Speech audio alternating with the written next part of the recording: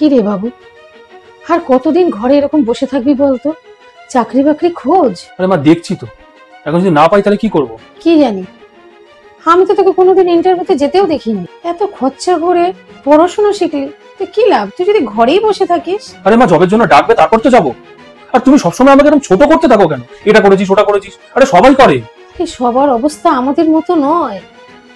আর আমি কত কষ্ট করে তোকে পড়াশোনা শিখিয়েছি। মা যেদিন চাকরি পাবো সেদিন নিশ্চয়ই যাবো। আর তুমি যদি আমাকে প্রতিদিন এরকম ভাবে ঘরের মধ্যে শোনাতে থাকো তাহলে কিন্তু আমি বাড়ি ছেড়ে চলে যাবো, তারপর থাকবে একা একা।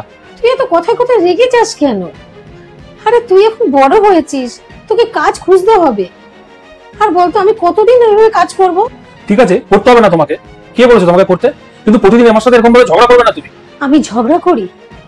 তার মানে তুই বলতে চাইছিস আমি তোকে কিছু বলতে পারবো না? না, বলতে হবে না। এই তোমার এই কথা না আমার আর ভালো লাগছে না। এই ঘরে আমার দম আটকে যাচ্ছে, থাকতে ইচ্ছে করে না আমার এই ঘরে। আরে বাবু শোন। আরে মার জন্য না আর ঘরে থাকতে ইচ্ছা করে না রে, ঘরে আমার দম আটকে যাচ্ছে একেবারে।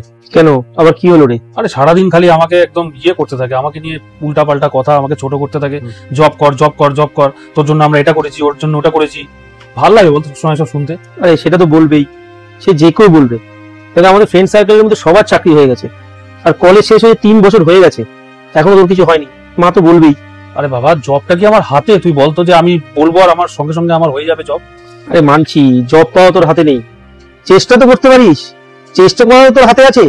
সারাদিন বাড়িতে বসে আছিস, একটু খাটাখাটনি কর, চারদিকে সাইড গুলো দেখ, একটু দেখ কিছু অন্য কিছু করতে পারিস কিনা। ঘরে সারাদিন বসে আছিস, চেষ্টা তো করতে হবে। প্লিজ এবার তুই শুরু হয়ে যাস না। আমি ঘর থেকে এখানে আসলাম যে তোকে কিছু বলবো মনের কথা, যাতে মনটা একটু হালকা হয়, কিন্তু কি তুইও শুরু করে দিয়েছিস এসব বলা। আরে ঠিক আছে, আমি আর কিছু বলবো না, যা করবে ভগবানই করবে তোর জন্য। চল। ও ভগবানের থেকে মনে আসলো, চল মন্দিরে চল। আজকে এমনি বৃহস্পতিবার, আমাকে একটু মন্দিরে যেতে হবে। মন্দিরে? হ্যাঁ মন্দিরেই চল, দেখি ভগবানের কাছে একটু প্রে করি, যদি ভগবানই কিছু শোনে আমার কথা। ঠিক আছে চল যাই। চল। ও তুই এসে গেছিস? তোর বল, ভগবানের কাছে কি চাইলি? ভগবানের কাছে চাইলাম যাতে খুব তাড়াতাড়ি একটা ভালো চাকরি পেয়ে যাই। আচ্ছা তুই ভগবানে এত মানিস, আমার একটা কাজ করে দিবি? হ্যাঁ বল। ভগবানের কাছে গিয়ে তো ছোট থেকে ছোট জিনিসগুলো চা। কিন্তু কেন? জানা, আমার জন্যই, একবার গিয়ে চা না। ঠিক আছে, তুই যখন বলছিস তাহলে যাচ্ছি।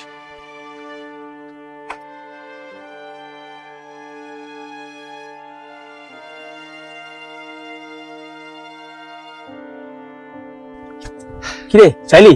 হ্যাঁ চেয়েছি। হ্যাঁ তো বল কি চাইলি? আমি চাইলাম যে 10,000 টাকা যাতে খুব তাড়াতাড়ি পেয়ে যাই কোথা থেকে।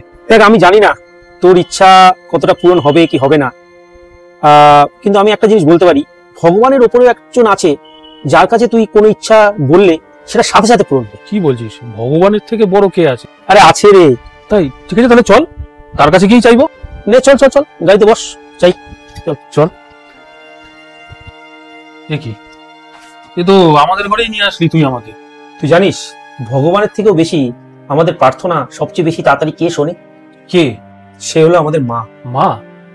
সেটা কিভাবে? দেখ, তুই যেভাবে ঠাকুরের কাছে নিজের মনের ইচ্ছা চেয়েছিলি, তুই সেভাবেই নিজের মায়ের কাছে নিজের মনের ইচ্ছাটা বল, তারপর দেখ। আমি কিছু বুঝতে পারছি না রে ভাই। তোকে বললাম না, যা বলছি সেরকম কর, ঠিক সেইভাবেই চা, যেভাবে তুই ভগবানের কাছে চেয়েছিলি, প্রার্থনা করেছিলি। ঠিক আছে। মা, ও মা। কি হয়েছে বাবু? নমস্কার কাকি। নমস্কার বাবা।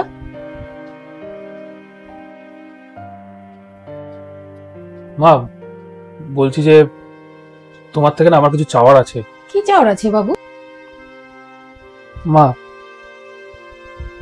তোমার থেকে আমার 10,000 টাকা চাই। আরে এমন করে বলছিস কেন? কি হয়েছে তোর? সোজা হয়ে দাঁড়া, সোজা হয়ে দাঁড়া। 10,000 টাকা কেন লাগবে? আমার 10,000 টাকা লাগবে, তুমি কি আমাকে টাকাটা দিতে পারবে? ঠিক আছে ঠিক আছে ঠিক আছে, দাঁড়া একটু, আসছি আমি।